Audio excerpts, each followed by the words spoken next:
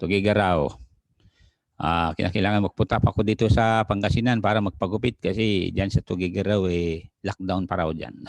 So, andito po kami sa Andab Beach, So, Pastor Kalim. Okay? Sigurado masilip mo maganda itong beach na ito. Sige, nandiyan si Pastor Lopez. Salamat, mag-pray kayo.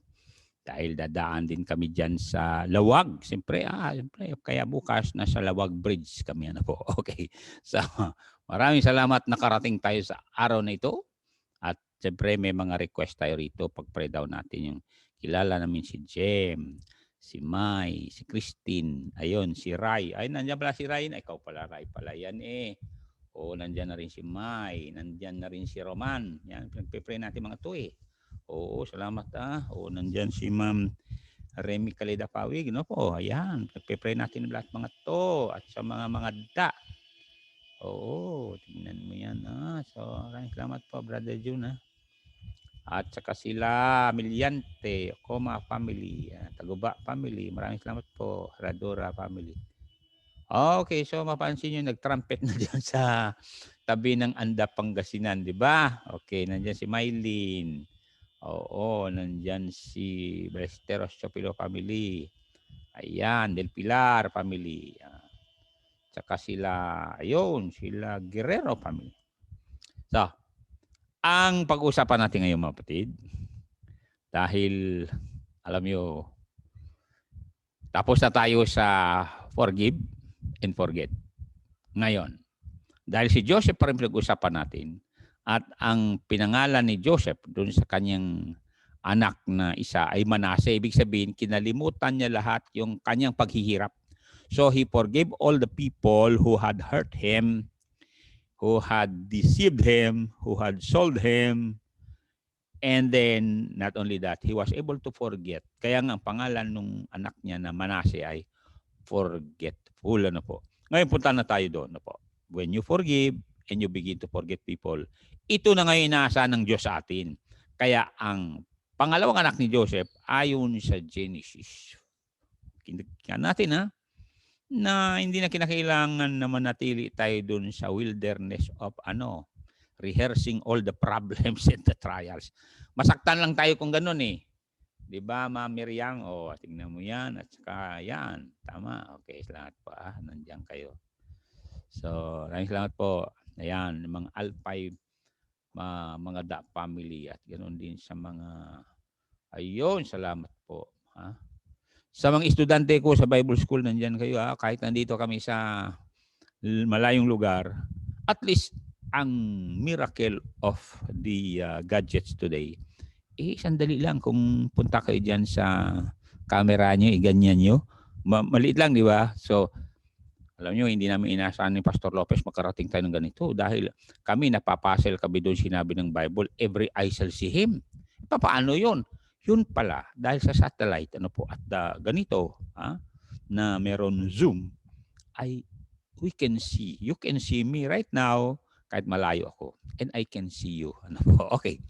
Sabi ng Genesis chapter 41, verse 52, punta na tayo sa, gawin na natin to. Okay, anong sabi niya dyan? Forgive, forget, and ito na, ready, read. And the name of the second anak ni Joseph to, called he Ephraim. Tuloy nyo naman. For God had caused me to be, fruitful in the land of my affliction. Ganun yan. So, ang pag-usapan natin ngayon, dahil, siyempre, tayo ay nakamove on na, malaya na tayo sa mga nakaraan, dapat maging fruitful na tayo. Ibig sabihin, maganda na performance natin, mga kapatid. Kaya mapansin ninyo ang aking likod. Ang ganda ng aking likod. Pwede kayo maligo dyan. At mapansin yung mga kahoy dyan. Fruitful mga to. Okay? At mapansin nyo doon sa pinakalikod ko, maraming niyog. Ibig sabihin, fruitful. So, kapatid, dahil ganyan, mag-pray tayo dahil meron din akong clippings dito dahil dagat ang nasa likod ko Kinakailangan talang maging fruitful tayo. Rescue the perishing to. Ready? Pray na tayo. Maraming salamat po. Pinayagan mo kami na maging blessing sa oras na ito tungkol sa aming pag-move on from forgiving people, forgetting what have done to us, and now we pray that you will make us fruitful. So help us to remove every corrupt thing in our soul, Lord, to confess them to you, to forsake them, because these are these termites that will be destroying our spiritual fervency in serving you. So here are my brothers, my sisters, help them to realize that we are here to produce, to be productive, as you have said in the word of God, like Joseph of old, who became fruitful in the land of Egypt. And Lord, while we are here in this world, and we call it Egypt, help us to be fruitful. Rescue the perishing, because one day this world will be turned over to Satan, and it will be too late when that will happen, because it will be the tribulation period. So while there is still time, Lord, the harvest is still here. One day the harvest will be over, and we'll come before your presence, bringing our sheaves with us to your presence. So Lord, bless your people who are supporting this work, and bless pastors in foreign lands, and also, Lord, for pastors who are here in our beloved country, the Philippines. Bless our president, all the police, all the governors, the mayors, the doctors, the midwives, also, Lord, for the nurses, the attendants. And thank you, because you are going to protect them. Bless also our loved ones who are working abroad. In Jesus' name, amen. Thank you, mga kapatid. Dahil nandiyan kayo, fruitfulness ang ating pag-usapan. Kinakailangan ang fruit natin, mga kapatid, ay kaluluwa to, bringing fruit to life eternal. Sabi nga, snatch them out of the fire. Naalala nyo yun? And si Satanas ay parang kanto parang shark. Kaya dahil ang likod ko, may mga shark din yan. Anyway, pakita ko lang sa inyo ito para ma-encourage naman tayo na to rescue the perishing. Kasi alam mo si Satanas parang shark yan parang pating yan na hinahabol mga tao. Di ba? Alam natin yan. So tingnan muna natin itong clippings kong ito para naman ma-encourage tayo, mga kapatid. Okay, na natin to. I don't think you realize that. It's getting closer. There's something in the There's water. something in the water. Coming in the water. Run. Oh my God. I mean, no. swim. No. There's something in the water. Hang around. He thinks I'm leaving. There's something in the water. How do we let him know that something's there? He has no idea what danger he's in. Shark. There's a shark. There's a shark. A shark. There's a shark in the water. He doesn't know. How do we let him know? Do we swim out there? We can't get in the water. Oh my gosh. Wait. There's a guy out there. Should we get him to help? Yeah. Wait. Help him. Help him. He's stuck. There's a shark. There's a shark. There's a shark. There's a shark. Yes. Yes. Do it. He sees it. Oh my God. Oh my God. Is he gonna? Oh my gosh. Oh my gosh. I'm so nervous. I can't. Oh, We yeah. have to get his help. It's almost at the boat. How do we go There's a for shark. help? There's a shark. Oh my God. We need to get like a lifeboat. We Oh my need to stay God. on the jet ski He's to help him. struggling. Go. Go. Oh my God. The guy on the jet ski. We gotta get him. Oh my God. I'm so nervous. Is he gonna be able to get there? Oh my God. It's like things that you like see in movies, but you don't think is actually gonna happen. Like, oh my gosh. Oh my gosh. I'm so nervous. Help him. Help him! Help him! Help him. Help the guy. There's a shark in the water. Oh my God, he's getting closer. He's getting closer. Help him. Oh my God, no, the jet ski. Help him. Help him! Help him! Oh my God, he's gonna get on. He's gonna get on the jet ski. He's gonna get out. No. Oh my gosh. Get him! Get him! Oh my God. Oh my God, he's struggling swimming. What's happening? Oh my gosh. Look. Oh, he's almost done. He's almost done. Yes. Yes. Oh my God, he's gotta save him. He's gotta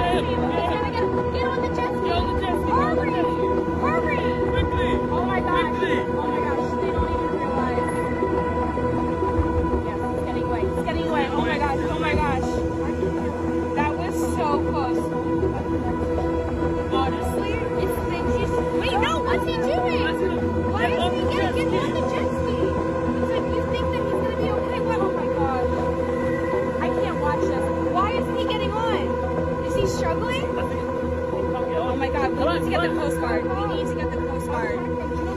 No, get that lifeguard. Go to the beach and get the lifeguard. He's on. Okay. Mga kapatid, pinalabas ko yan. Galing yan kay Brother Jude Miliante. No po. Ang sabi ng Bible, mga kapatid, ay si Satanas ay katulad ng shark na sabi ng 1 Peter 5:8, basahin natin to para malaman nyo na biblical itong ating clippings, mga kapatid. 1 Peter 5:8 na si Satanas, kaya nga salamat kami sa mga membro dito na orient kayo to reach the lost.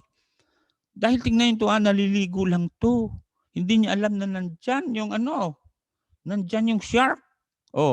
Don't you know, maraming tao hindi nila alam na nandyan si Satanas. Kaya nahuhook na sila sa alak, drugs, garilyo, immoral deeds, kasalanan.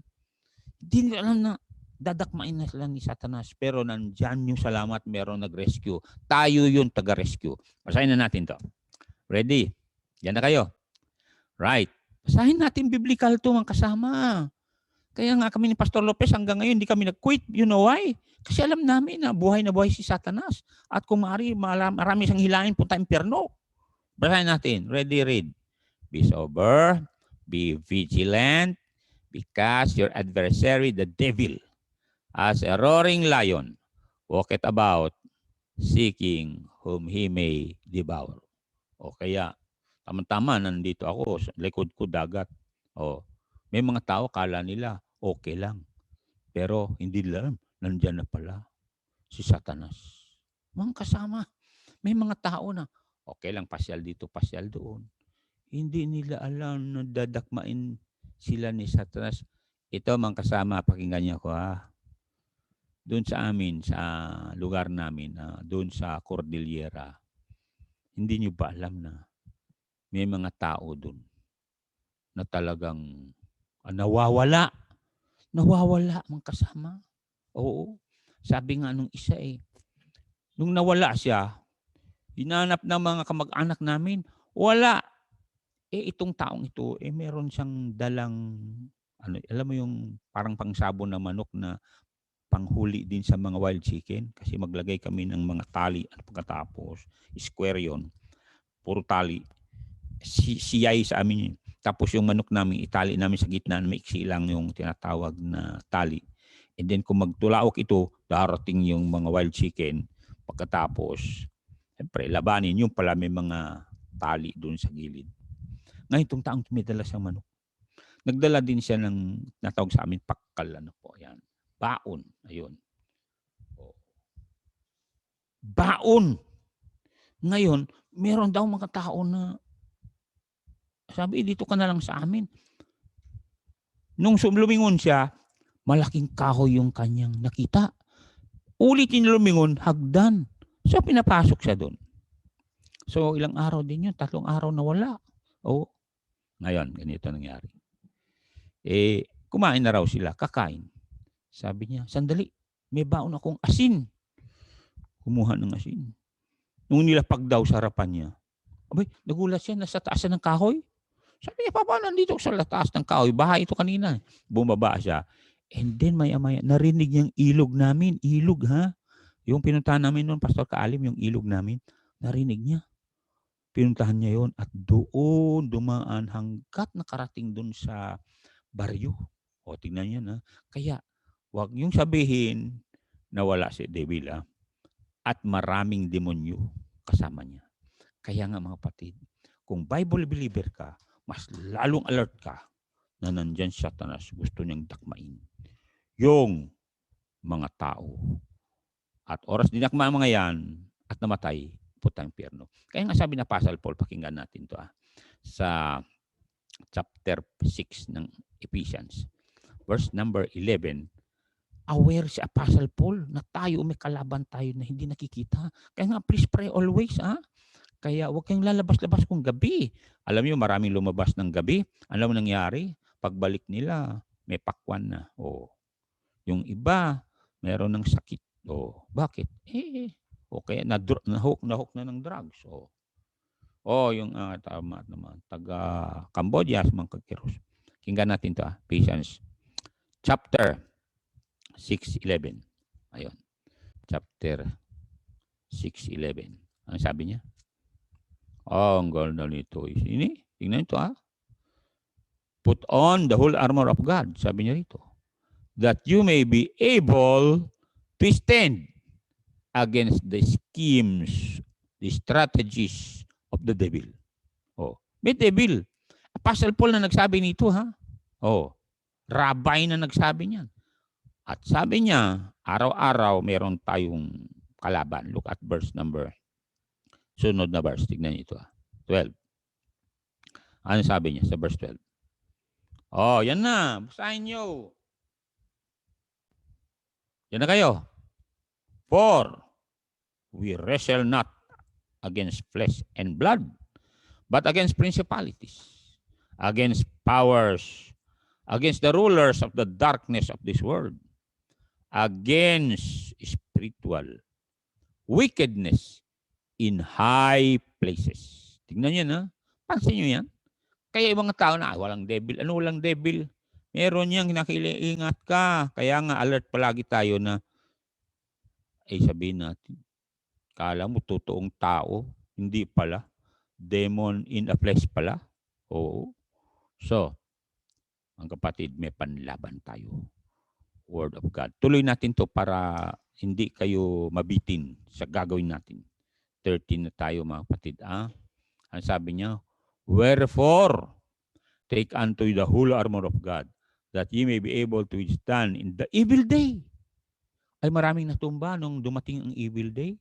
Oo, nawala na sila sa ministry kasi talagang na-delayla sila. Ano po? And having done all to stand. Stand therefore, having your loins girt about with truth. Ibig sabihin, kinakailangan tama, founded upon the word of God yung testimony. And then having on the breastplate. Anong breastplate? Dito yan tingnan natin sa verse 14 breastplate of righteousness. Ibig sabihin, palagi kang conscious na right ang gagawin mo, na sumasang-ayon palagi sa word of God. Kaya nga sabi niya, lean not to your own understanding. Next, your feet shod with the preparation of the gospel of peace. Alam niyo ba kung bakit? Nagdadala kami palagi ng trucks kahit saan kami punta. Yun ay preparation of the gospel of peace. Yan si Brother June, nagdadala ng trucks yan sa kanyang sportivo. Bakit? Kasi ready ka mag-share ng word of God. O kaya, kung may Bible ka, i-share mo ang John 3:16. Above all, sabi niya, taking the shield of faith. Ibig sabihin, remember, faith comes by hearing and hearing by the word of God. Kaya mag-memorize ka ng maraming verses at yun ang panlaban mo kay Satanas. Kung sabi ni Satanas sa'yo, mas maganda pa, sasama ka sa isang lalaking yan kaysa yung mister mo, ay sabi mo, the Bible said, the marriage is honorable in all, and the bed undefiled. Whoremongers and adulterers, God will judge. O di, naharangan mo. Tapos sabi ni Satanas sa'yo, wala ka ng pera. O di sabihin mo, my God shall supply all my needs because He is Jehovah Jireh. God will always provide. Kaya sabi niya, above all the taking the shield of faith, wherewith you shall be quenched all the fiery darts of the wicked. O kita niyan, ayun, lugi ka na. Anong lugi? Sabi ng Bible all these things shall be added to you. Yun ang mga pangharang. Verse 17, and take the helmet of salvation. Big sabihin, isipin mo, anak ka ng Diyos, save ka palagi. Lagi mo sa utak mo na mahal na mahal ka ng Diyos, hindi ka na mawala. One save, always save. Yan, ibig sabihin yan. Kasi oras na mag-alala ka, save ka kaya ako? Hindi na. Alalahanin mo, there was a time na you call on Jesus at sinabi kay Lord Jesus, save my soul. Ngayon, kung hindi pa kayo save, call on Jesus. Kasi yun ang pinaka-helmet mo yun. Ilagay mo sa utak mo na save ka. Don't you know, renewing of your mind, sabi nga Then, meron kang offensive weapon doon sa verse number. Ito na. Verse 17. Anong offensive weapon natin?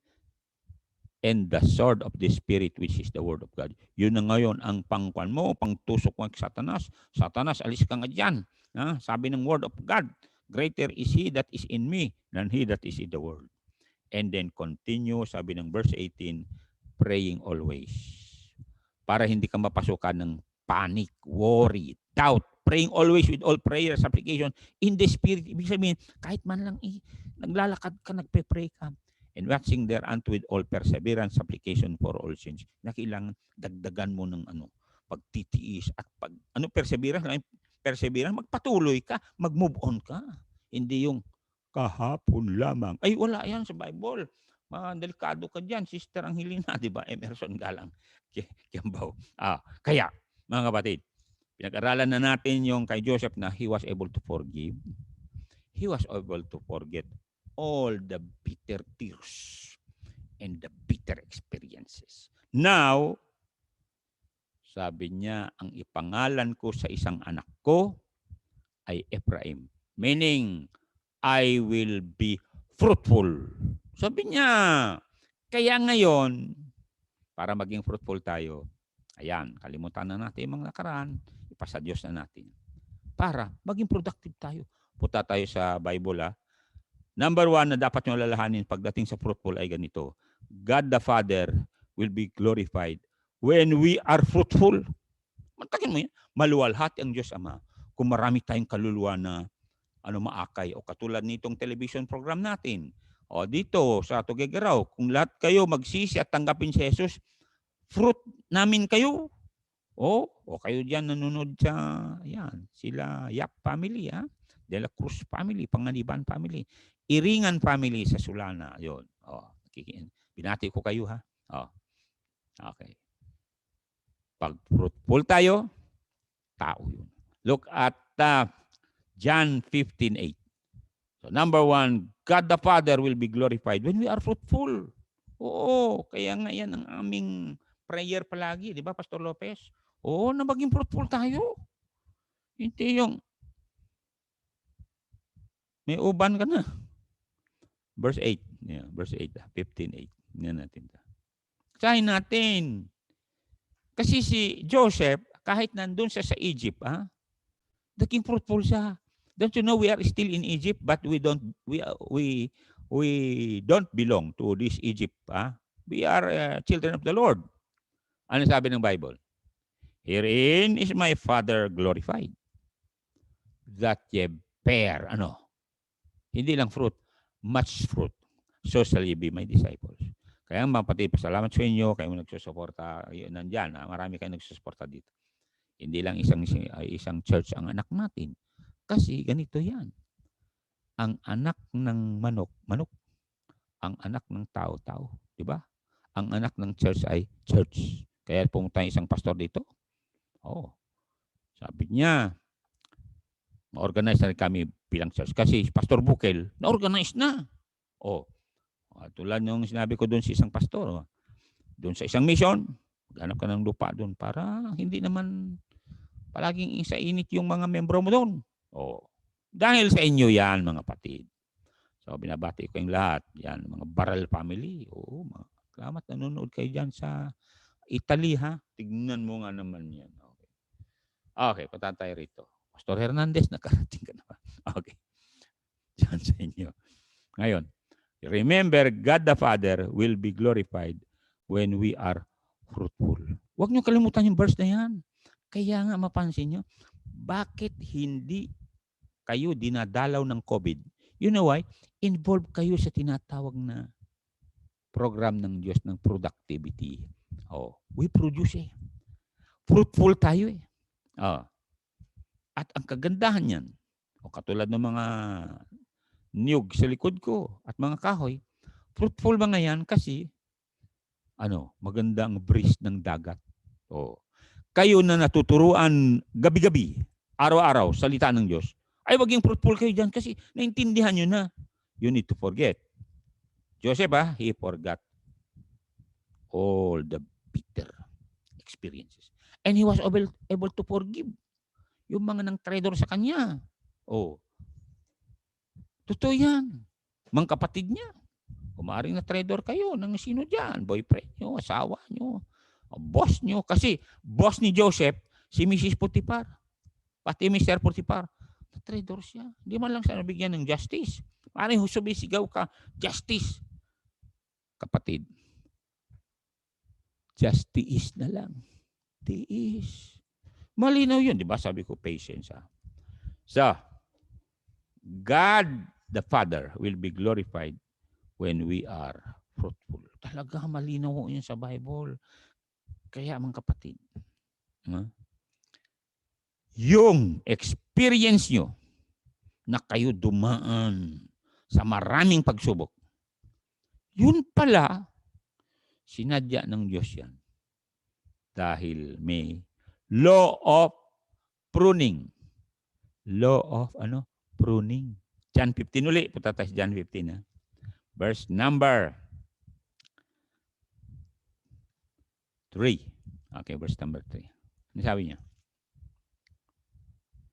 Now, ye are clean through the word which I have spoken unto you. Ibig sabihin, save ka na eh. When Jesus said, you are saved because you called on me to be your Savior, save ka na. Ngayon, dun sa verse 2, akyat lang tayo sa verse 2, para makita nyo rito na kinakailangan ma-prune din talaga kung minsan. Pruning. Purging, sabi niya nga rito eh. Tingnan ito Okay. Basahin natin, kaya wag na kayong magreklamo kung dumaan kayo sa severe trials. Ano sabi niya? Every branch in me that beareth not fruit, he take it away. And every branch that beareth fruit, mantayin mo yan, namumunga ka na nga, tumutulong ka na sa gawain. Every branch that beareth fruit, meron akong fruit, pastor. Pero sabi niya, he purged it that it may bring forth more fruit. Fruit of righteous living, fruit of holiness, ganun. And then, di lang yun. Ano nangyari? Marami kang blessing. So you were able to help the ministry. Ganon yan mga kapatid. Kaya pagdating ng trials, edi sabihin mo, Matthew, hindi Matthew yun eh. Romans 8:28, tingnan natin to. Alam ko kasi Matthew 28 pala. Great Commission eh. Okay, nang sabi niya. Romans 8:28. Pagdating ng trial, dahil alam mo na kinakailangan i-prune ka ng Panginoon, i-purge ka ng Panginoon para marami ka muli na branches. Okay, ready? Read. And we know. Mga kapatid, we know Kaya ngayon, huwag yung sabihin bakit nagyari ito sa akin. We know nga na ipa-purge ka ng Panginoon eh. Ready, read. And we know that all things work together for good to them that love God, to them who are the called according to His purpose. May purpose. Diba yun ang sabi ni Joseph? May purpose. Bakit nandito ako sa Egypt? Talagang ni-purge ako ng Diyos, nawala yung pride ko. Totoo yan, mawala talaga ang pride mo. Totoo. Nakatira ka sa strange land, strange people eh. Mawala ang pride po talaga. Ay, sabi ko sa inyo, nung ako'y nasa Olongapo, siyempre, hindi ako taga roon. Yung pride sa Payo, wala na. Bakit? Sa Olongapo? Siyempre, hindi ka marunong maglinis ng bathroom. Ganun ba yun? Paano ba? Bibigyan ka ng sabon, bibigyan ka ng steel wool, pagkatapos, mga acid, ganito yan. Tapos, pagalitan, hindi ganyan. Mawala talaga ang pride mo. Totoo yan. Oo. Tapos, maya-maya, habang naghihiwa ka ng karne, hindi ganyan. Ganito. Opo. Ganun. Mawala ang pride mo. Don't you know ganun ang tao? Kung meron kang pride pa na iiwan, idadaan ka talaga ng Diyos na wala kang magawa kundi magpapakumbaba ka lang. Kasi hindi ka makaganti kasi hindi ka taga roon eh. Hindi ka makatakbo kasi paano ka makatakbo? Hindi mo alam kung saan ka susuot, di ba? At wala kang pamasaya pa uwi doon sa Cordillera. So ang gagawin mo lang, pakumbaba ka na lang. At habang nagpapakumbaba ka, marami ka natutunan. Natuto akong ma-hamburger doon. Matuto akong magluto ng, alam nyo yung, tenderloin steak. Ganun pala yung tenderloin steak, Okay, mga kapatid. Kaya, ayun, si Ma'am Charito Velarde, lapit lang kami sa inyo, nandito ko Pangasinan, Sambales kayo. Marami ding shark sa inyo dyan po. So, number 1, God the Father will be glorified when we are fruitful. Ay, sabi ko sa inyo, dapat fruitful tayo. Ha? Kaya nga, tingnan nyo dito, sabi ni Apostle Paul sa Romans 16:5, may mga bunga sa dyan. Tao ang pinag-usapan natin dito. Tao, nakita nyo? Tao. Yung sabi niya dyan. Tingnan nyo, basahin nyo kasi. Yung sabi niya. Likewise, greet the church that is in their house. Yung tao yan. Assembly of people, nagtitipon doon sa bahay nila. Kaya nga, there was a time ano bang mas malaki, iglesia o bahay? Sabi, iglesia. Ang iglesia kasi yung group of people yan, assembling in a house. Salute my beloved Epaphroditus, who is the first fruits of Achaia unto Christ. So, tao yung fruit. Kaya nga dapat fruitful tayo, mawin nating loved ones natin, di ba? Mga kaibigan natin, mga kaaway natin, kung maaari na po, kung may kaaway kayo. Okay? Ang kaaway mo, misis mo, iwin mo yan. Kaaway mo, mister mo, iwin mo yan. Ha? Ngayon, look at 1 Thessalonians 2:19. Ang madadala talaga natin sa heaven, mga kapatid, ay yung mga tao. Di ba ang nirescue kanina sa napanood natin? Hindi yung bangka, yung tao. Kasi hinahabol ng shark, yung tao. Ang hinahabol ni Satanas, mga tao yan. Kaya nga nakakaiyak, pero salamat naman, buhay pa yung mga nabiktima dito. At sabi nila, ayaw ko na ma-inlove. Ayaw ko na ma-inlove. Bakit? Naiwanan ka. Mabuti ko naiwanan ka lang Meron ka pang iniwanang sanggol. Mga, hindi lang sanggols, plural. Ay, babies pala, sorry. Okay. Thessalonians 2:19, tingnan ito. Ito, pinag-usapan natin dito, eternal matters to. Dahil pagdating ni Jesus, alam mo sabi niya, lahat ng fruits na pinawin natin sa Diyos, ayun sabi niya rito, for what is our hope, or joy, or crown of rejoicing? Are not even you in the presence of our Lord Jesus Christ at His coming? Kaya nga nakaka-excited ito Bakit? Exciting. You know why? Kasi kayo na nanood at tumawag kay Jesus. Isa kayo sa mga ikinakatuwa ng Panginoon. Dahil sabi niya rito, who for the joy that was set before Him endured the cross. Alam niyo ba kung bakit? Tiniis ni Jesus na maipako sa cross. Nagbuhati ng cross. Dahil sa iyo, kasi ang nakakabigat doon sa cross niya, kasalanan mo at kasalanan ko. Kaya tiniis niya yun. Alang-alang sa iyo, who for the joy that was set before Him. Ikaw yun, joy Kasi there is joy in the presence of God over one sinner that repents. Okay, puntan tayo number 2. God's will that we will be fruitful. Okay? God's will that we will be fruitful. Okay? Yung kanina, maluwalhati ang Diyos kung fruitful tayo. Kalooban ng Diyos, na tayo ay maraming bunga. Mga kapatid. Tingnan nyo itong Genesis 1:22. Yan ito Nung nilikha ng Diyos ang tao, sabi sa kanila, 22, tingnan natin, 22. Ano sabi niya? Mga kapatid, tingnan nyo ng husto ito. Ano sabi niya? Basahin nyo kasi. Kaya nga, yung fruits ninyo, mga loved ones yan Mga kaibigan natin, mga kaopisina natin, ready. And God blessed them. Saying, be fruitful. Command yan Kaya nga, nung narinig namin Pastor Lopez yan sa Angeles City, kasi every February yan, kahit estudyante kami noon, busy kami noon. Dahil maraming pastor magsiratingan. Palaging preaching doon, be fruitful. Be fruitful. And then sabi niya, and multiply and fill the waters in the seas and let the fall multiply in the earth. Basta, be fruitful. Meron pa yan eh. Be fruitful. Doon sa verse 28, naulit yan sa verse 28. Nanito. Be fruitful. Dapat mabunga tayo. Salamat naman. 28, sabi niya rito, and God blessed them. And God said unto them, be fruitful. Ibig sabihin, sa isang tahanan, hindi ka pwede maging fruitful kung bata ka pa lang mag-asawa. Yan ibig sabihin nito. I-bless ka muna ng Diyos, ng lakas, ng maturity, bago ka mag-asawa, bago kayo mga anak. Ganon dito sa church, kayo mga membro, di ba?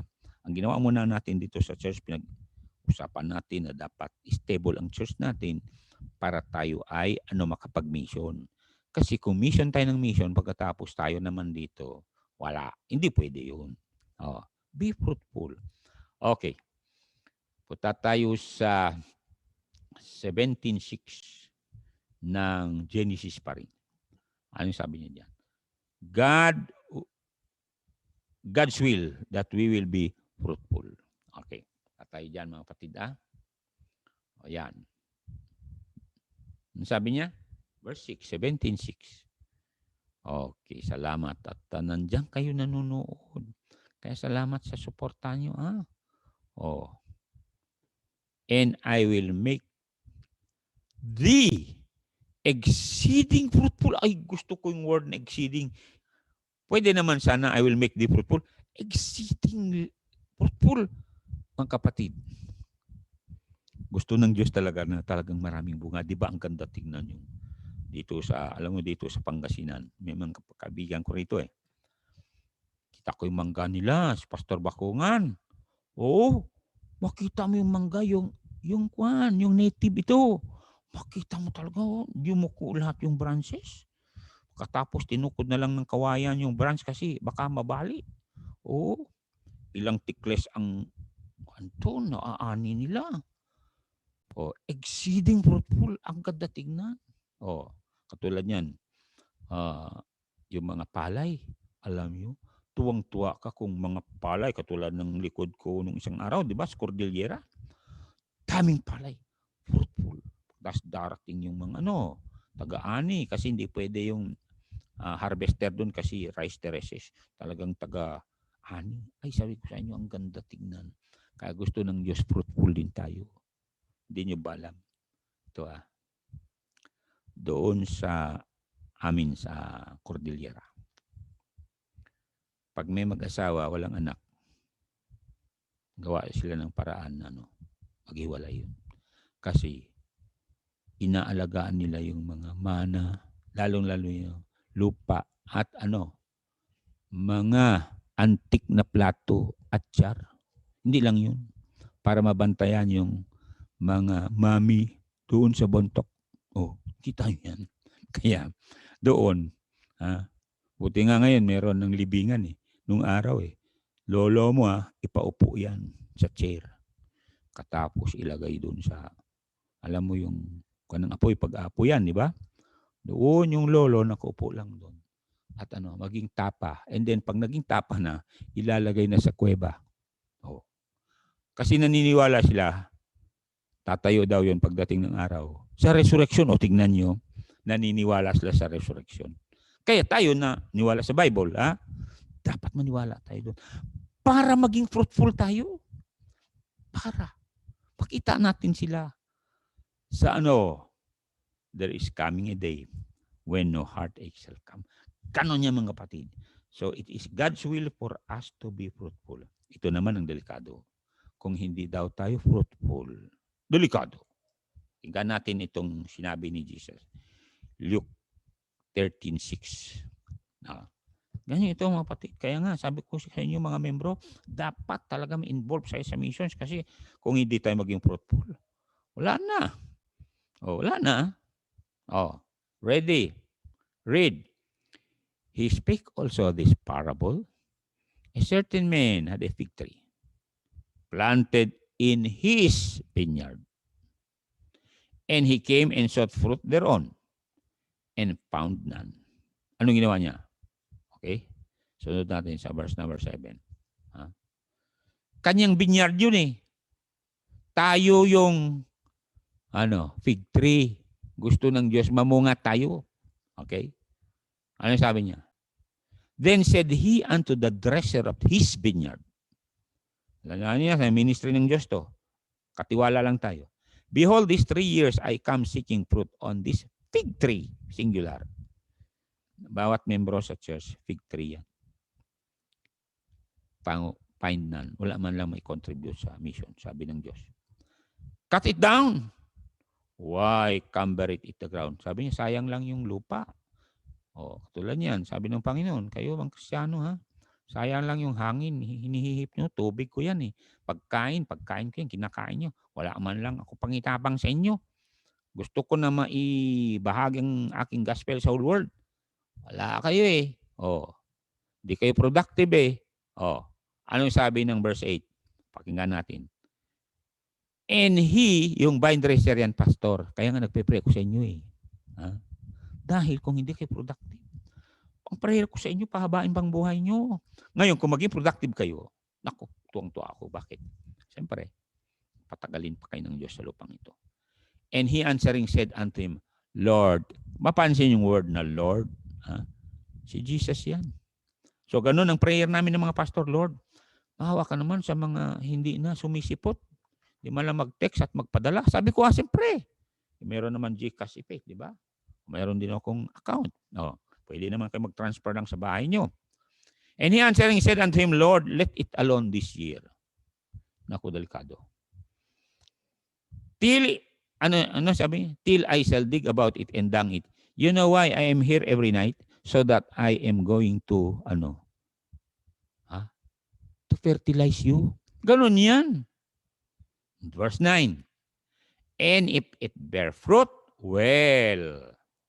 And if not, then after that, thou shalt cut it down. Ibig sabihin, Panginoon, ginawa kong lahat. Sabi ko, nag-preach ako gabi-gabi. Sunday 3 times. Thursday 2 times. Pero wala pa rin, Panginoon. Di pa, ayaw pa talaga. Ano sabi ng Bible? Sabi ng Diyos ito ang sasabihin ng Diyos. Sa Luke, tingnan niyo ang Luke chapter, matindi ito, chapter 12. Ang sabi niya? Verse 20. Ano sabi ng verse 20? Ayaw ko mangyari yan sa inyo mga kapatid. Kaya sinasabi ko ito sa inyo eh. Kasi ang likuran ko, dagat yan. Kung dakmain kayo ni Satanas, wala na. Read. But God said unto him, Thou fool, this night thy soul shall be required of thee. Then whose shall those things be which thou hast provided or deposited or binili, lupa o. Sana, wala na. Kung hugutin ng Diyos ang hangin sa ilong mo dahil hindi ka productive, wala na. Katulad ni King Saul, don't you know? Bakit na maiksi ang buhay ni King Saul? Hindi productive eh. Puno ng materialism, puno ng inggit, selos, at saka gusto niya lahat. Mga kapatid, ha? Totoo yan. Remember, boast not thyself of tomorrow. Sabi ng Proverbs 27 verse 1. So punta tayo rito sa Book of Leviticus 26:9. Tingnan natin tong 26:9 ng Leviticus. Kung ano yan. Ang sabi niya mga kapatid. Tungkol pa rin sa God wants us to be productive. Okay. Leviticus 20. Ang sabi niya? For I will have respect unto you. Ang ganda naman no? And make you fruitful. And multiply you. And establish my covenant with you. Mantakin mo, ang Diyos mismo mang-respect sa iyo. Yan ay, God will honor you. Ibig sabihin, pagpalain trabaho mo, pagpalain yung business mo. Bakit? Ang sabi niya, fruitful, maging blessing ka. You see? Kaya nga, tuwang-tuwa tayo na naging fruitful tayo rito. It's because, nag-respond kayo niyan eh. Kayo naman yan. Ang ginawa ko lang, sabi ko, ito sabi ng Diyos. God will heal you. God will heal your broken heart. Magpakatapat lang kayo. Nung nagpakatapat kayo, wala yung nangyari. You were able to reach the promised land. Katulad ni Joshua at si Caleb. Pakinggan pa natin tong sabi niya, ha? Yan. Sa Genesis 49:22. Joseph pa rin to, ha? Joseph pa rin to, kapatid. Kaya, naman, 2 points lang nakuha natin ngayong gabi. God the Father will be glorified when we are fruitful. God's will. It is God's will that we will be fruitful. Anong sabi niya rito? Si Joseph, wala pa siya sa promised land. Egypt yan. Bakit naging fruitful siya? Abay kapatid, iningatan niyang buhay niya yan. Hindi niya dinungisan ang buhay niya sa lust of the flesh. Pride of life. Walang pride na yan. Nawala nga yung pride niya nung inalipin siya.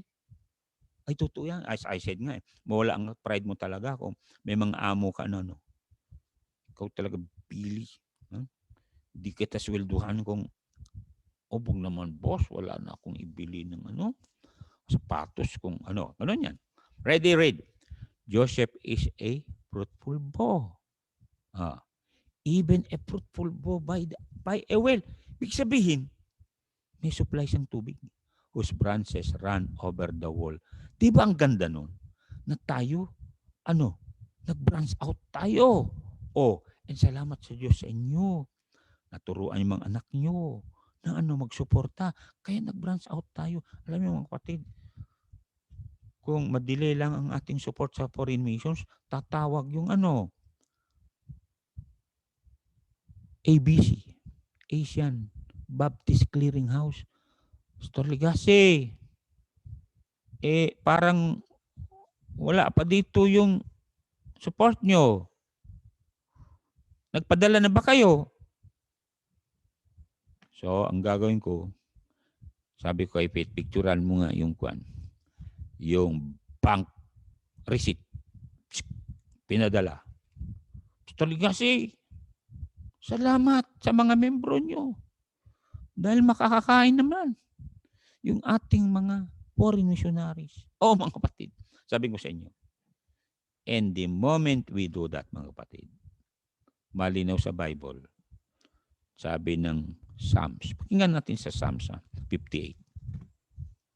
So ituloy pa natin to kasi ang oras ko maubos na . Pero mga kapatid, don't forget to be fruitful kasi ganyan nangyayari kay Joseph . Naging fruitful siya, hindi naman kinakailangan ipagkait mo yung sipag mo magpakasipag ka.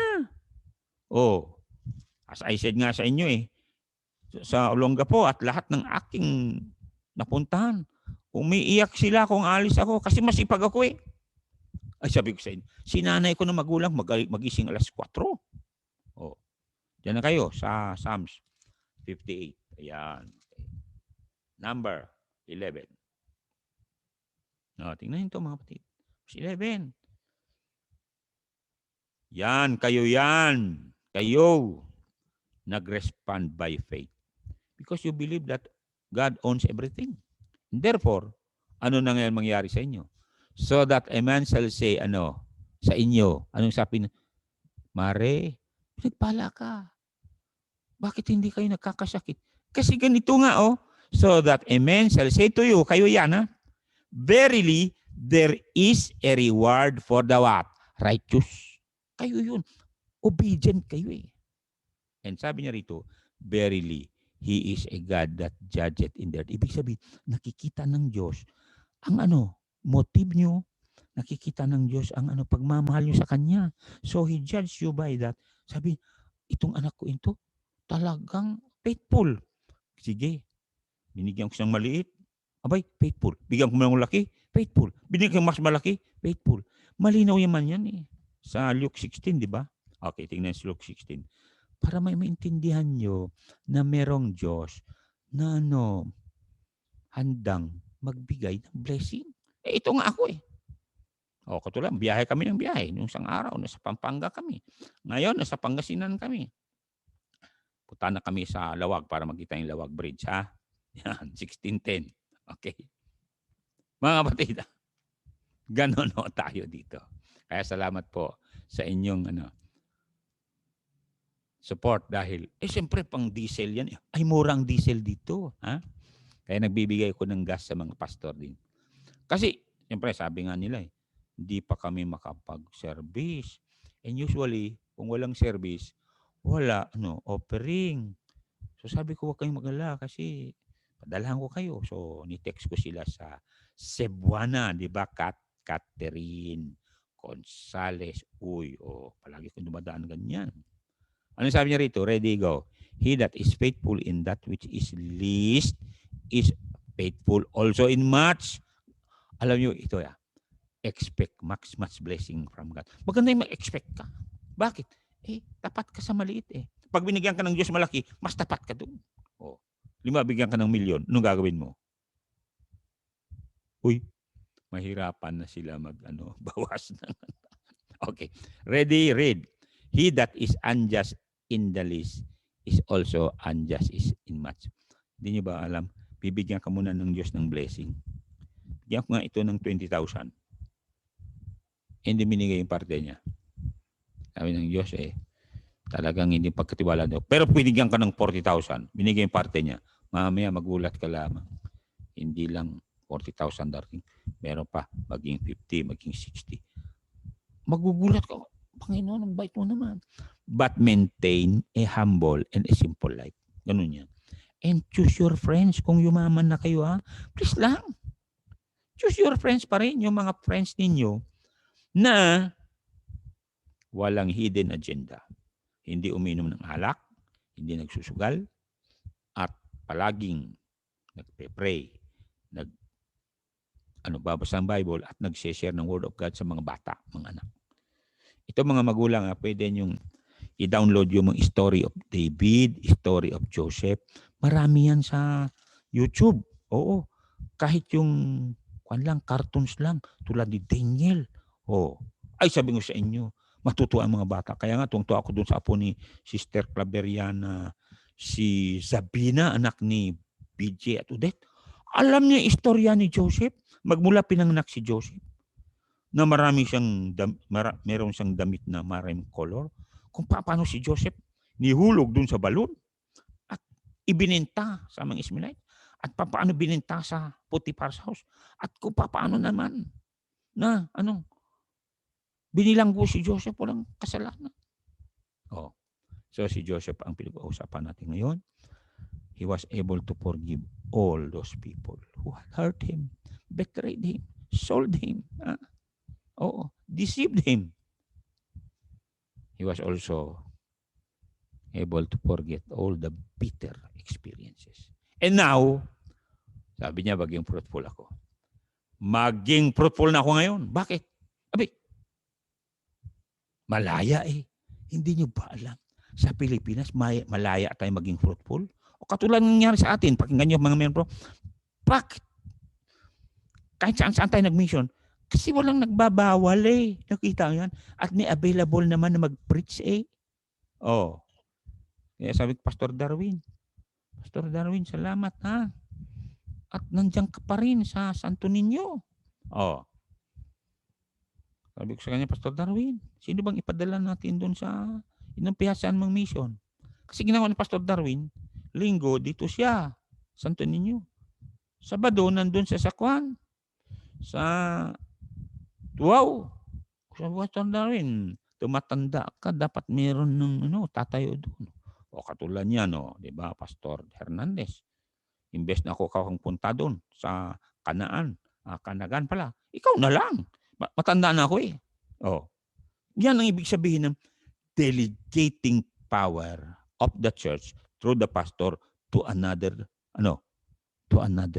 pastor pastoring a mission congregation. Ganun yan. And then later on, katulad ng Pastor Bukel, maging church na sila, hindi natin pakialaman. Maging sister church na, di ba? Okay. Una nanonood si Amber Urbina. Maraming salamat, Amber. Nanonood si Prince Grace, kapatid niya si Pastor Bukel. Ay, Pastor Bukel matalino yan. Inayos nila yung generator namin sa Tugigaraw. Oh. Kaya yung aming pinalabas kanina, padala ni Brother June Millante na ang shark, hinahabol yung tao. Hindi niya alam na sa likod niya, may shark. May mga tao, katulad kayo nanonood, nandyan si Satanas sa likod niyo. Tinuturuan kayo mag-inom yan. Para pag namatay kayo, daling kayo sa impyerno. Pero nandito kami nagsasabi sa inyo, pag nagsisi kayo dyan sa pag-iinom nyo ng alak, panloloko nyo sa kapwa nyo, pandaraya nyo sa mga babae kung lalaki kayo. Ha? Narinig ko. Pagkatapos pagsusugal nyo, yung ayaw nyo sa Bible, ayaw nyo sa Diyos, ayaw nyo dyan sa pastor ninyo, dyan sa lugar nyo, ayaw nyo. Abay, si Satanas na nag-udyok sa iyo yan. Kala nyo, ganito palaging panahon?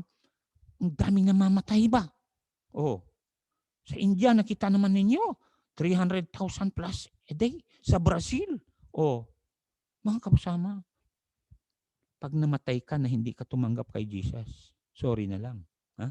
Pero, sinadya ng Diyos, nandito kami para sabihin sa inyo, tanggapin niyo si Jesus para hindi ka dakmain ng shark na nagngangalang Satanas. Ngayon, kayo naman, na katulad kayo ni Joseph, inapi, binuli, please lang kalimutan yung nakaraan, patawarin yung mga tao na nanakit sa inyo, and then begin to wake up early, magbasa ka ng Bible, sige, and then i-chart mo yung goals mo na ngayon. Tapos ako ng college, mag-enroll nga ako mag-masteral. Sa bahay naman yun. Tapos tutulungan ako ng ganito. Tapos, yan. Si Don Rich pala, graduate na. Don Rich, Caleda, Pawig. Graduate, grade 6 Montakin. So you can excel. Bakit? Hayaan mo yung mga tao na nang api sa'yo, nang lamang sa'yo. Hayaan mo sila. Sabi nga na Apostle Paul, I count them at dung. Alam ibig sabihin ng dung? Dumi ng baboy sila. Bakit? Linamangan ka, hindi mo alam. Sa harapan ng Diyos, sabi ng Diyos, nakita ko sila. Ang gagawin ng Diyos sa mga yan, hindi ko sila bibigyan ng blessing. Bakit? Masama silang mga Kristiyano ng lalamang. Kaya, huwag tayo manlamang mga kapatid. What you sow, you reap. When you sow in the Spirit, life everlasting. Itong ginagawa ko ngayon. Pero when you sow in the flesh, you will reap corruption. Okay, mag-pray na po ako. Heavenly Father, salamat po sa mga nanood, mga kapatiran. I bless them all and help them, Lord, to be involved in a church that is fruitful, like this church.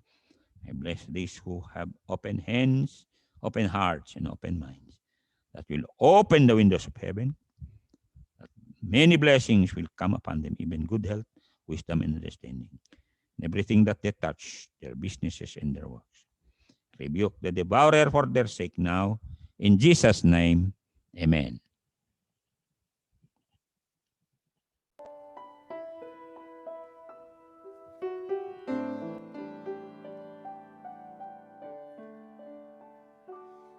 Amazing grace, how sweet the sound that saved a wretch like me.